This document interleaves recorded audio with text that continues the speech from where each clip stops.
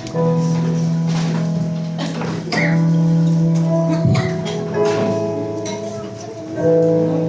umaga, NMA!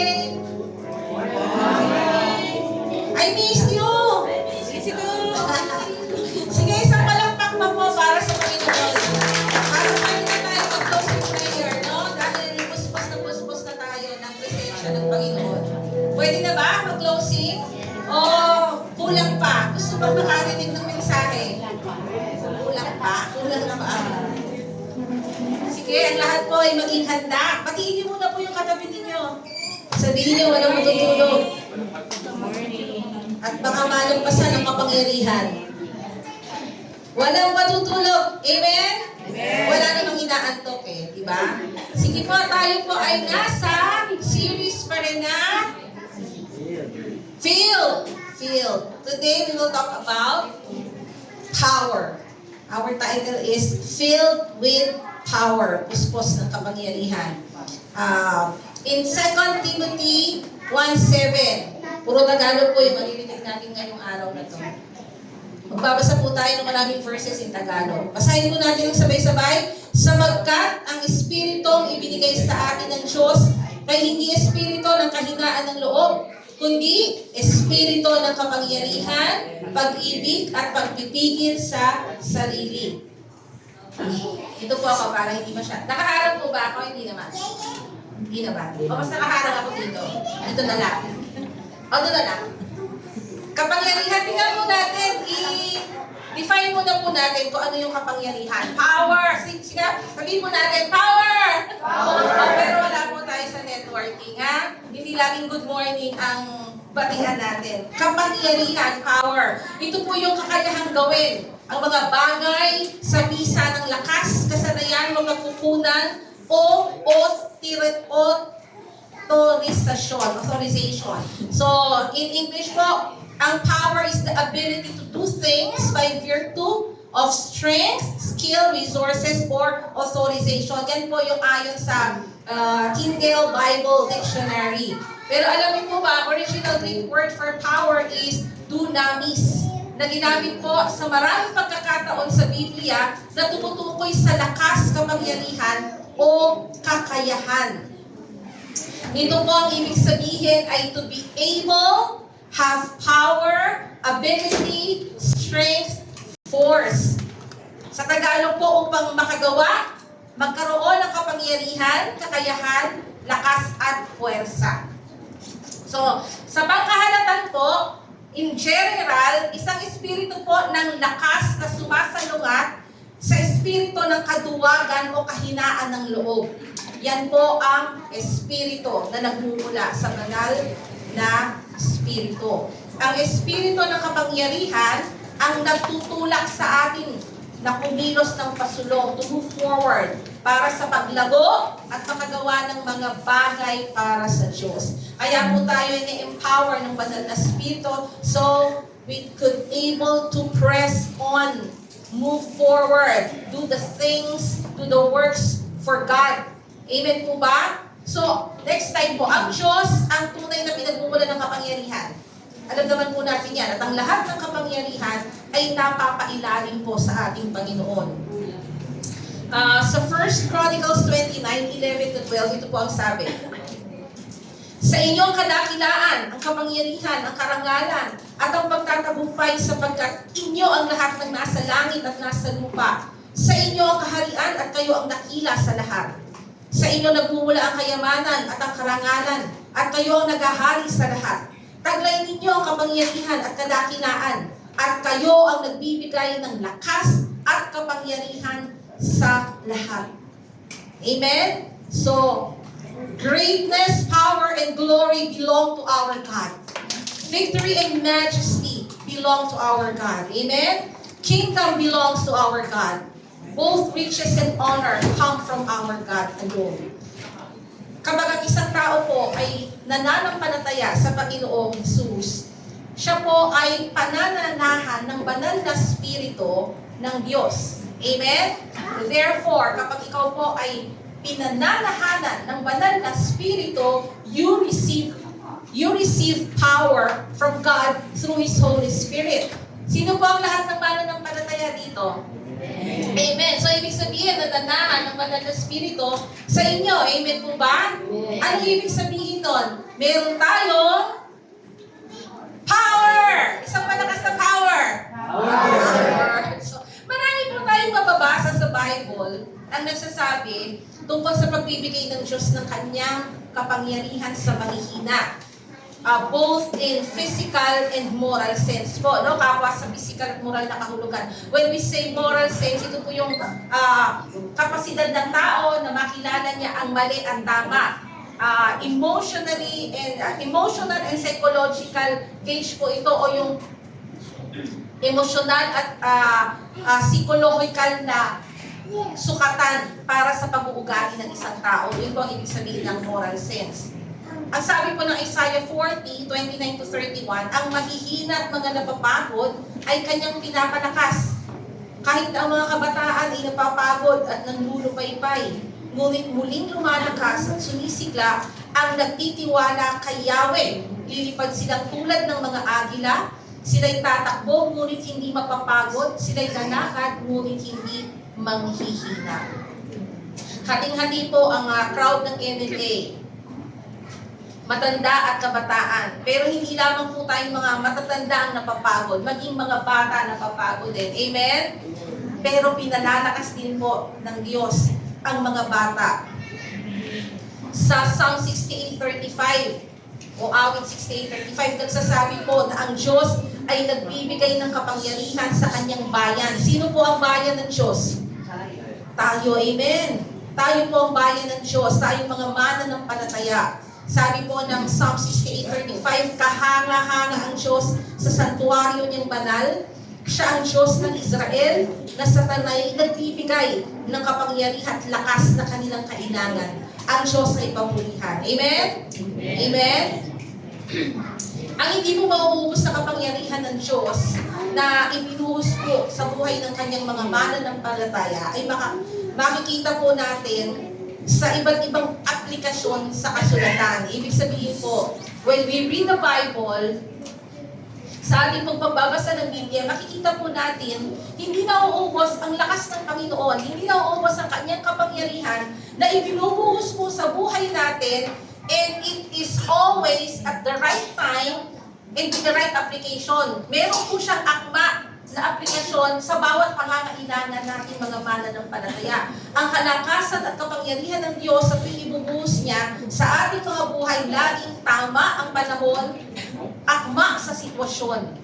Diba? Kaya po, makikita natin, may iba't ibang aplikasyon sa Bible kung paano natin nalalaman at natatamo, natatanggap ang kapangyarihan na nagmumula sa Panginoon. Mababasa natin na ang kapangyarihan o ang lakas ng Diyos na ibinibigay niya sa ating mga mananampalataya ay umaakma po sa iba't ibang pagkakataon at sitwasyon. Katulad na lamang po ng mabuting balita o yung gospel. Ano po yung mabuting balita? Ano po yung gospel o yung mabuting balita?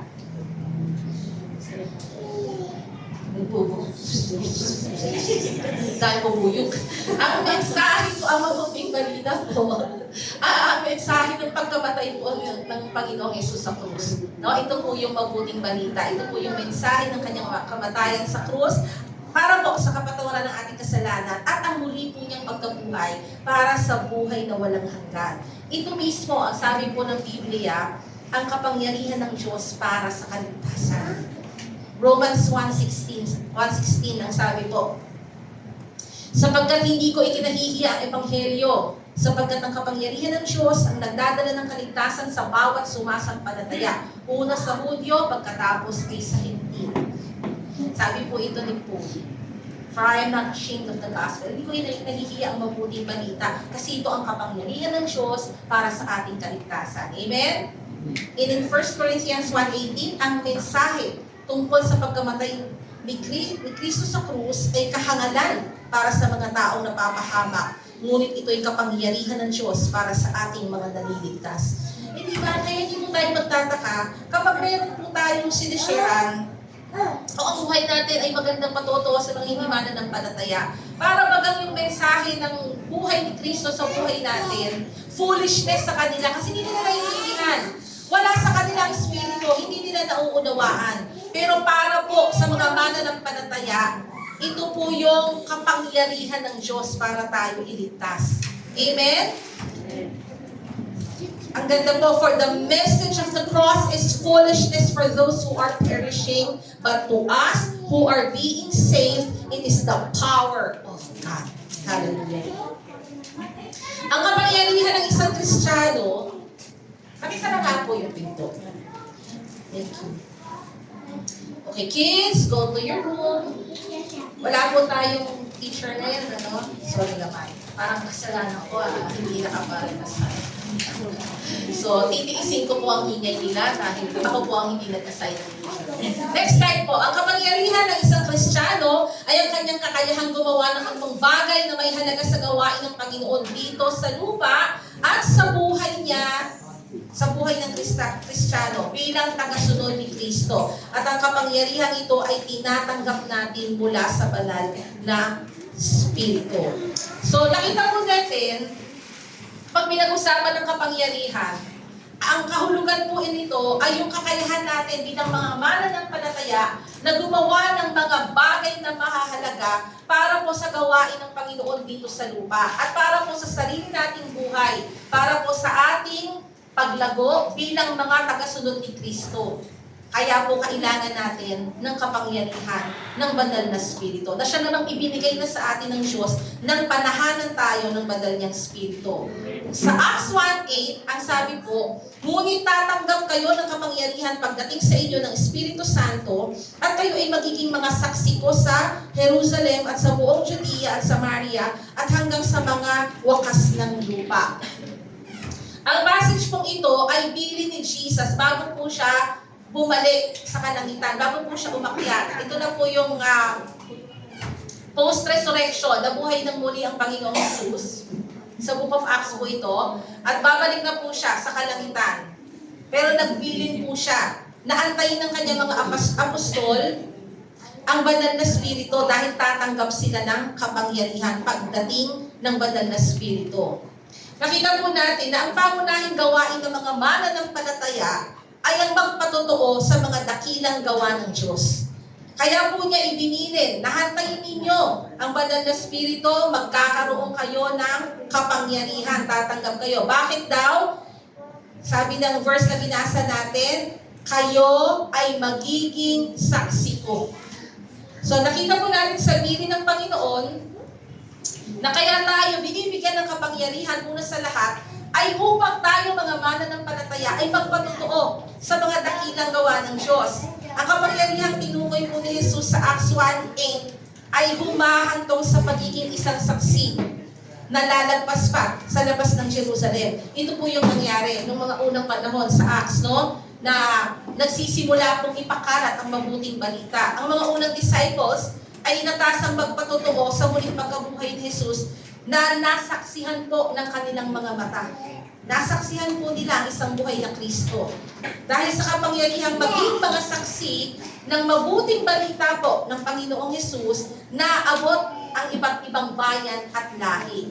Kaya nga kapatid, nakakakilala tayo ngayon dahil naabot tayo ng mabuting balita dahil sa mga saksi. Tayo man po ay nagpapatotoo po tayo sa ating pananampalataya kahit hindi po natin nasaksihan ng mga mata natin na buhay si Kristo, but we believe that Christ is risen. Amen? That Jesus is alive. Alam natin na totoo ang mga sinasabi ng saksi. Kaya nga po, sa ating kapanahunan, gayon din po ang ginagawa natin. The Spirit empowers us to be witnesses to the world. Kasi napakarami pa pong lugar ang hindi pa naaabot ng salita ng Diyos. Sa pamilya nga lang natin, napakarami pa ang hindi nakakarinig. Amen po ba? Bagamat tayo po ay hindi nakasaksi sa buhay ng Panginoong Jesus, naniniwala tayo na totoo yung mga patotoo ng mga nauna sa atin. Ang sabi po ng John 20:29b, pinagpala silang hindi nakakita, gayon may naniwala. Tayo po yun, higit kang pinagpala, kapatid. Higit tayong pinagpala. Kasi hindi natin nakita, pero naniwala tayo. Ipinangako ni Jesus sa kanila na sila ay magpapatotoo sa kanyang kapangyarihan kapag ang banal na spirito ay dumating sa kanila. And the same power is still at work in us. Ang parehong kapangyarihan na natanggap ng mga disciples, ng mga apostles noon, is the same power na natanggap natin ngayon. Because same spirit naman ang pinanggalingan nito. Iisa pa rin spirito, ang spirito ng Panginoon. The Holy Spirit empowers us, the believers, if you are, to be witnesses of the risen Savior. Amen? Kung wala pong kapangyarihan ng banal na spirito, ang mananampalataya po, kahit gaano katalino, kahit gaano po kalakas, kasigla, kasikasig, sa paglalahad, sa pagkakalat ng mabuting balita, ng gospel, walang magiging bunga yung kanyang gagawin. Ang kapangyarihan po ng isang Kristiyano ay nagmumula sa Diyos, kaya naman po, kailangan yun ang bit-bit natin sa ginagawa natin para sa Panginoon. Ang isang Kristiyanong hiwalay po sa tunay na pinagmumulan ng kapangyarihan ay walang pakinabang. Ouch! Sino walang pakinabang? Tayo mga magulang, anak natin, minsan pinagagalitan natin kapag walang pakinabang. Pero ang mananampalataya, kapag hiwalay sa source, sa true source of His power, walang pakinabang.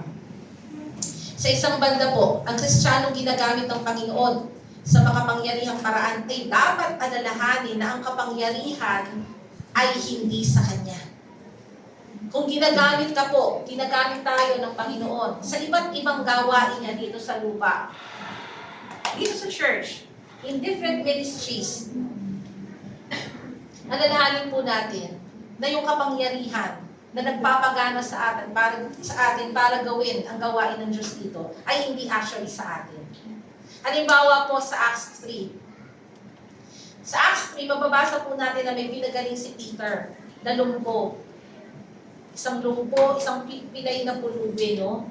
Nakita po ni Peter na namangha ang maraming tao, no? Pinagmamasdan si Peter at si John at namangha sa kanilang ginawa.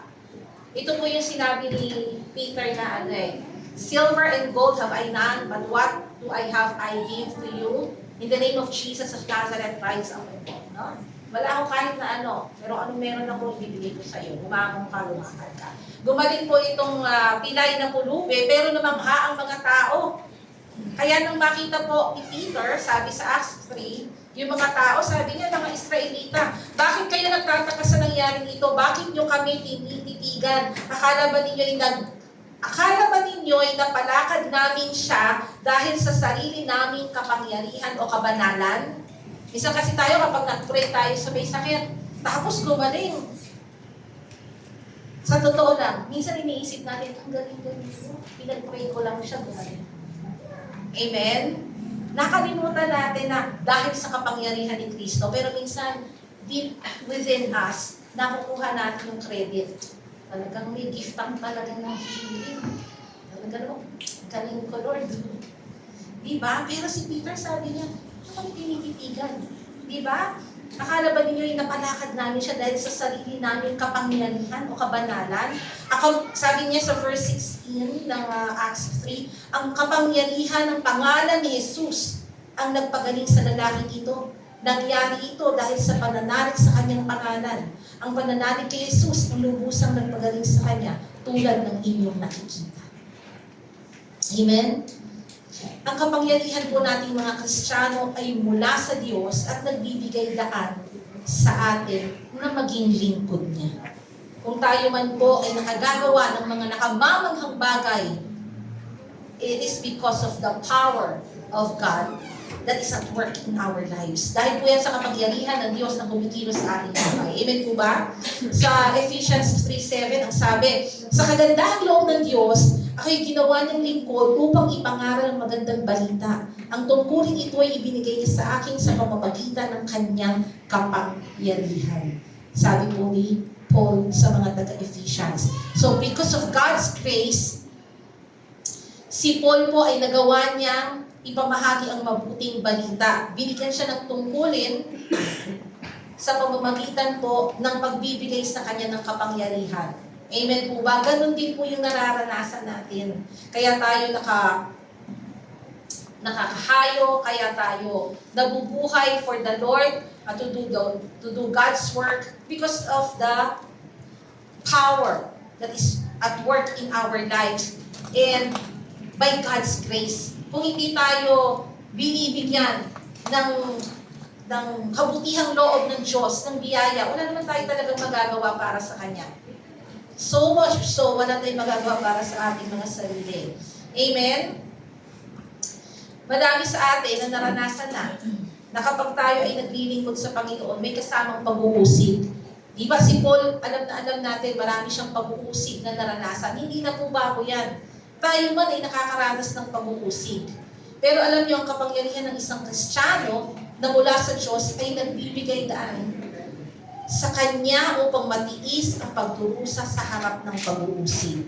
Ang kapangyarihan na kumikilos sa ating buhay ay nagbibigay daan sa atin para matiis po natin, para maharap natin, para ma-endure po natin yung mga pag-uusig, yung mga persecution sa atin.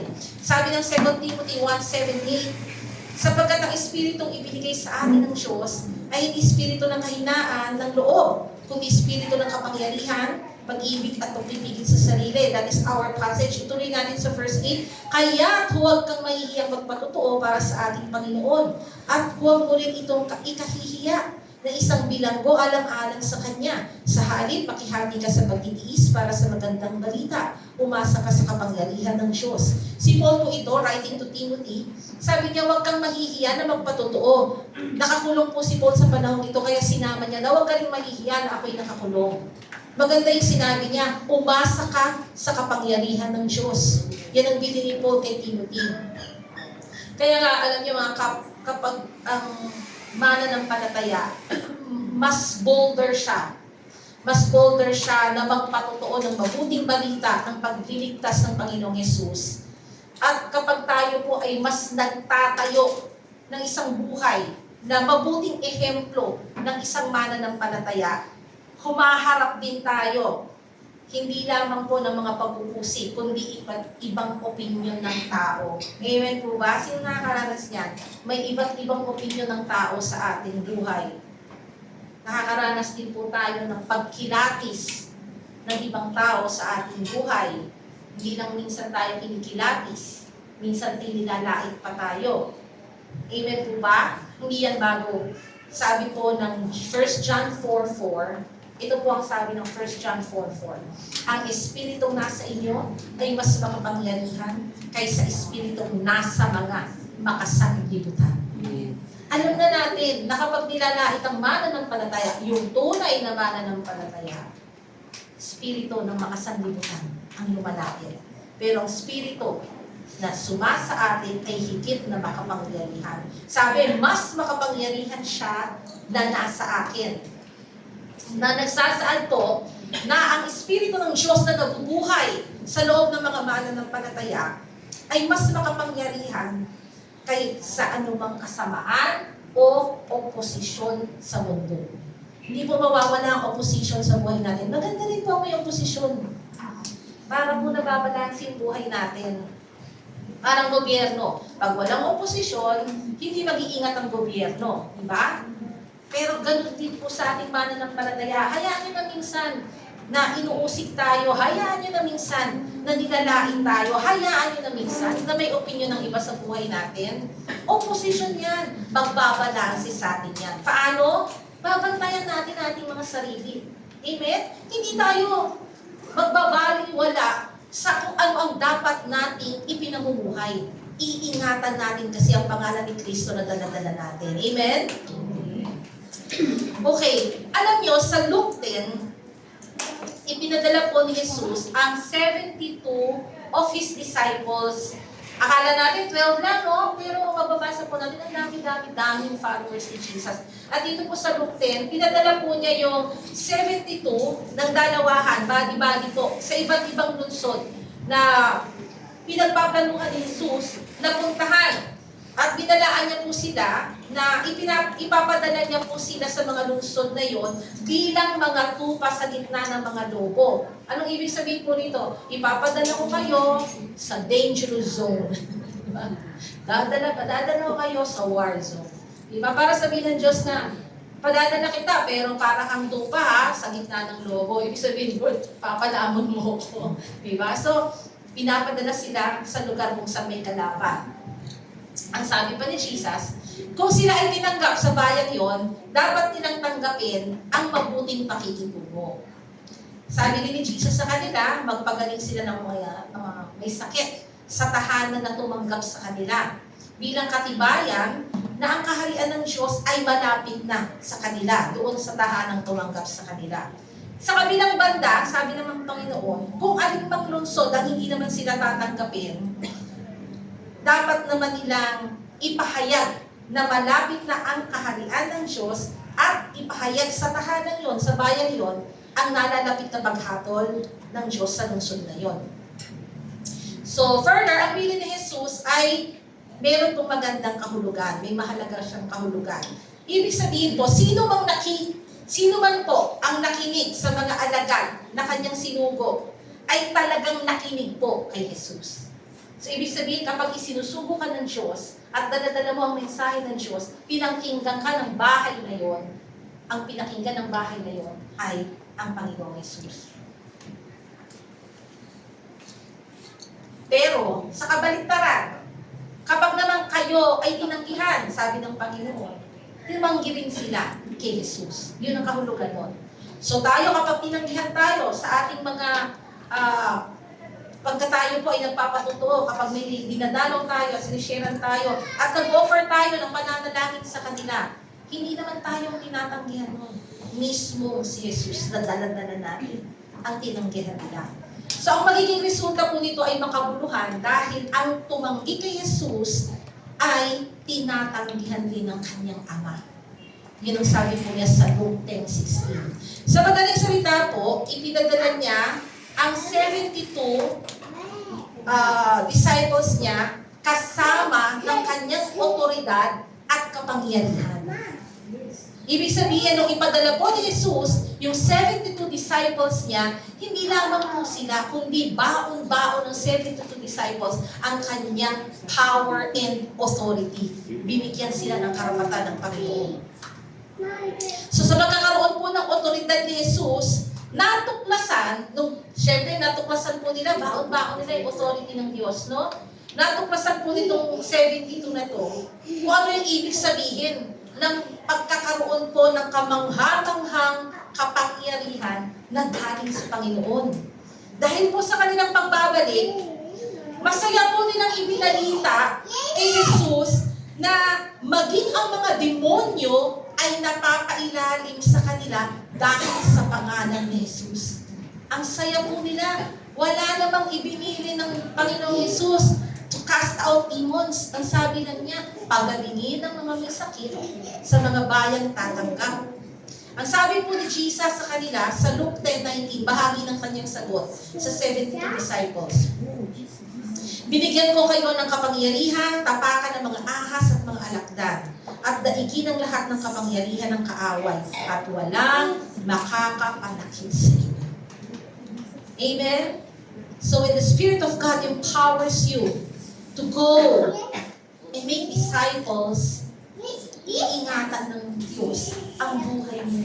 Amen po ba? Hindi ka niya iiwanan. Baon-baon mo ang kanyang otoridad, baon-baon mo ang kanyang kapangyarihan.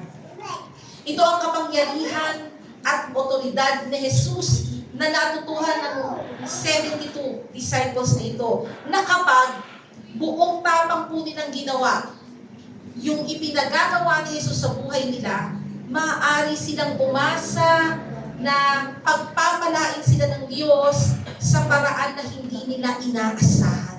Hindi naman nila inaasahan. Nasa paghayo nila, makapagpapalaya sila ng demonyo. No? Na masasubject sa power nila ang mga evil spirits. But this was an unexpected blessing from God. Na maging ang mga espiritu ng demonyo were subjected under them. Amen po ba? In the same way with us. Because the same Spirit of God still moves within us. Naniniwala po ba kayo?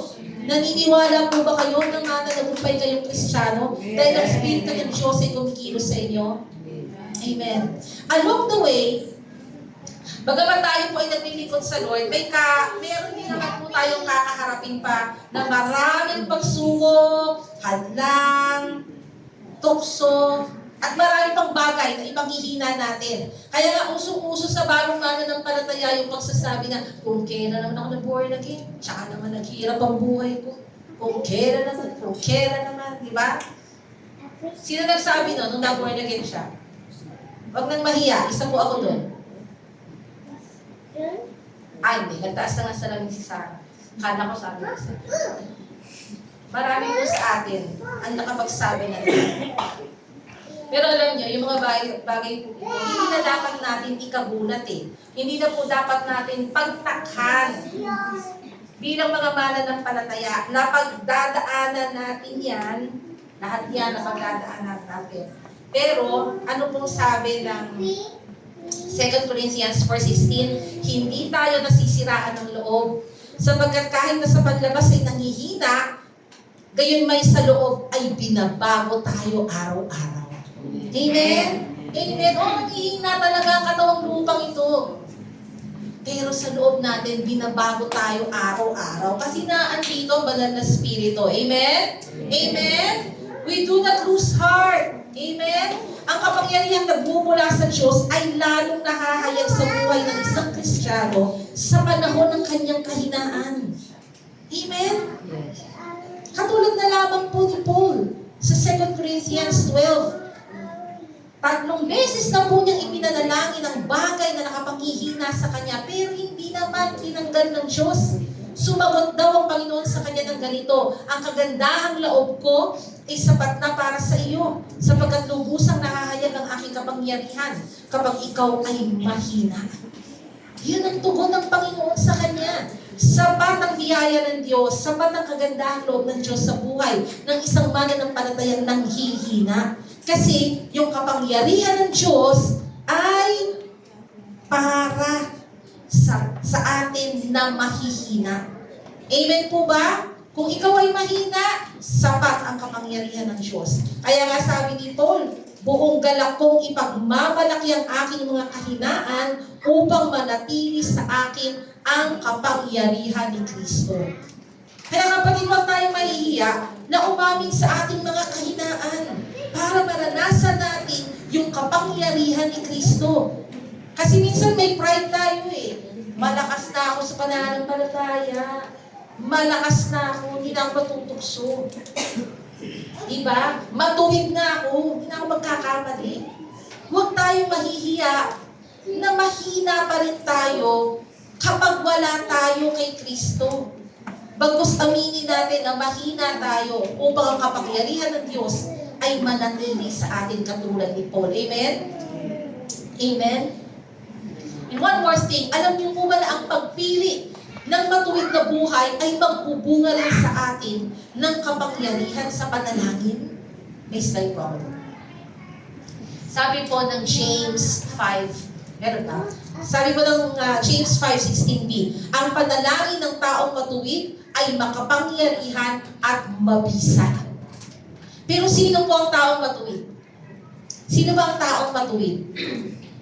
Meron po bang matuwid dito sa lugar na ito? Nahiya pa si ate kay mami na matuwid siya. May matuwid po ba? Sino ba ang matuwid? Alam nyo, hindi sapat na maging mabait ang isang tao para pumahayag siya na matuwid. Tayo po ay nahahayag lang. Natideklara lang na matuwid kapag tayo po ay nananampalataya sa Panginoong Hesus. Yun po yung taong inihayag ng matuwid. Ang pananampalataya naman po natin ang siyang magbubunga ng kabutihan sa atin at pagsunod sa Diyos. Marami pong tao kaya hindi kinikilala ang ginawa ni Kristo dahil sapat na sa kanila na maging mabait. Yun ang ticket nila to go to heaven. kaya hindi nagiging katanggap-tanggap sa kanila, yung paglapit kay Kristo ng may pagsisisi. Yung paglapit kay Kristo ng may pagtalikod sa kasalanan. At yung paglapit kay Kristo ng may pananampalataya. Pero kapatid, hindi sapat na tayo ay mabait lamang para masabing tayo ay matuwid. Ang taong matuwid, yun ay mananampalataya. Mananampalataya ka ba? Amen. O hindi matuwid ka? Amen? Ay, parang duda ka pa rin, no? Parang may ginawa ka kanina bago ka nagpunta sa church. Amen? Matuwid ka. You have been declared righteous because of the blood of Jesus, because of what He has done. Pag-uwi niya, pakabait na kayo, ha? So, ang banal pong kapangyarihan ng Panginoon, hindi talaga maubos-ubos. Hindi man po natin kayang unawain ng lubos, pero hindi ibig sabihin hindi ito totoo. Totoo po ito na kumikilos sa buhay natin. No? Ang banal pong kapangyarihan ng Panginoon na siyang sumasa atin bilang mga Kristiyano at nagiging kapangyarihan natin ay gumagawa po ng higit pa sa lahat ng maaari nating hilingin o maisip. Sabi ng Ephesians 3:20, sa Kanya na makagagawa ng higit pa kaysa maaari nating hilingin at isipin sa pamamagitan ng Kanyang kapangyarihang kumikilos sa atin. Hallelujah. Walang maihahambing sa Kanyang dakilang kapangyarihan kapag naniniwala tayo sa Kanya. Alam niyo ang kapangyarihan ng Diyos na gumagawa para sa atin ay ang parehong kapangyarihan na bumuhay kay Kristo at ang nagpupo sa Kanya ngayon sa kalangitan. Can you imagine how powerful that is? Hindi po natin kayang maarap yung kapangyarihan na bumuhay kay Kristo at ngayon ay nagdala kay Kristo sa kalangitan. Yun po yung same power that is at work in us. Yun po yung gumagawa sa buhay natin. Basahin po natin yung Ephesians 1:18-20. Sabi ni Paul, naway liwanagin ng Diyos sa inyong mga puso upang malaman ninyo ang pag-asa na para doon ay tinawag niya kayo kung gaano kasagana ang pagpapalang inilaan niya para sa kanyang mga banal. At kung ano ang di masukat niyang kapangyarihan na kumikilos sa atin na mga nananalig sa Kanya. Ang dakilang kapangyarihan din iyon ang muling bumuhay kay Kristo at nabubo sa Kanya sa kanan ng Diyos sa kalangitan. Ito yung bahagi ng panalangin ni Paul. Naliwanagin yung mga puso natin para maunawaan natin yung pag-asa na mayroon tayo. Para malaman natin yung hindi masukat na kapangyarihan ng Panginoon na kumikilos sa buhay natin na nananalig sa Panginoong Jesus. Kaya niya sinabi, this is the same power that caused Jesus to be alive, to be risen. Kasi nakamapanghang kapangyarihan, no? Ito yung nag-resurrect, kapangyarihang nag-resurrect sa ating Panginoong Jesus. Kaya po ang mga mananampalataya, meron po tayong napakalaking dahilan para magalak, pero wala po tayong dahilan para mabuhay ng talunan. Amen po ba? Amen? Tayo nga ata yung plastic pang matatawag na kahit may problema, masaya pa rin. Hindi no? Kasi meron tayong joy that comes from within. No? Ang magsasabi na Orocan, Tupperware, joy, o Zoe tayo, ay hindi na unawaan kung ano yung ginawa ni Kristo sa buhay natin. Dahil hindi natin pinamumuhay ang isang buhay na talunan. Dahil sa lahat ng panahon, meron tayong kagalakan. Because we have all the reasons to rejoice, to be joyful, to be peaceful, but no reason to live like a loser. Amen? May loser pa dito? Walang loser dito. Amen? Meron lang winner. Kasi nasa Panginoon tayo. Amen? Amen. So, ang banal po na spirito na pinagmumulan ng kapangyarihan ng isang Kristiyano natin po ay nagbibigay po sa atin ng lahat ng kailangan natin para sa isang banal na buhay sa mundo na ito na kasalanan. Bakit tayo, we have been set apart. Bakit tayo nakakapamuhay ng may kabanalan? Sapagkat ibinigay na ng banal na spirito na pinagmumula natin ng ating kapangyarihan ang mga bagay na kakailanganin natin para mabuhay ng may kabanalan dito sa mundo. Amen po ba? So sa pamamagitan ng kanyang banal na kapangyarihan, ibinigay na po sa atin ng Diyos ang lahat ng kailangan natin para sa pamumuhay na makadiyos na buhay. Kaya tayo nakakapamuhay ng isang buhay na godly is because of the power na na-receive natin from the Holy Spirit. Natanggap natin ang lahat ng ito sa pamamagitan po ng ating pananampalataya sa Panginoong Jesus. Amen? Ang lahat po ba'y tumanggap ng kapangyarihan? Amen. 2 Peter 1:3-4. Ang sabi po, tinanggap natin sa pamamagitan ng kapangyarihan ng Diyos ang lahat ng bagay na magtuturo sa atin upang tayo ay mamuhay na makadiyos. Ito'y dahil sa ating pagkakilala kay Jesus na siya rin tumawag sa atin upang bahaginan tayo ng kanyang kaluwalhatian at kadakilaan. Sa parang ito ay binigyan niya tayo ng mga dakila at napakahalagang pangako upang makaiwas kayo sa nakakasirang pagnanasa sa sanlibutan ito at upang makabahagi tayo sa kanyang likas bilang Diyos. Amen? Amen? Amen. Amen. Ay, lang po yung message. You know, people, we have the faith. No, nasa atin na ang pananampalataya. Amen po ba? Ang lahat ay may pananampalataya? Amen. We have the Word. Nasa atin na ang salita ng Diyos. Amen? And we have the Spirit. Amen? Walang kulang sa buhay natin. We have everything we need for a godly, powerful, and victorious life. Kaya hindi na dapat magsabi na ikaw ay talunan. Hindi yan totoo because you have everything.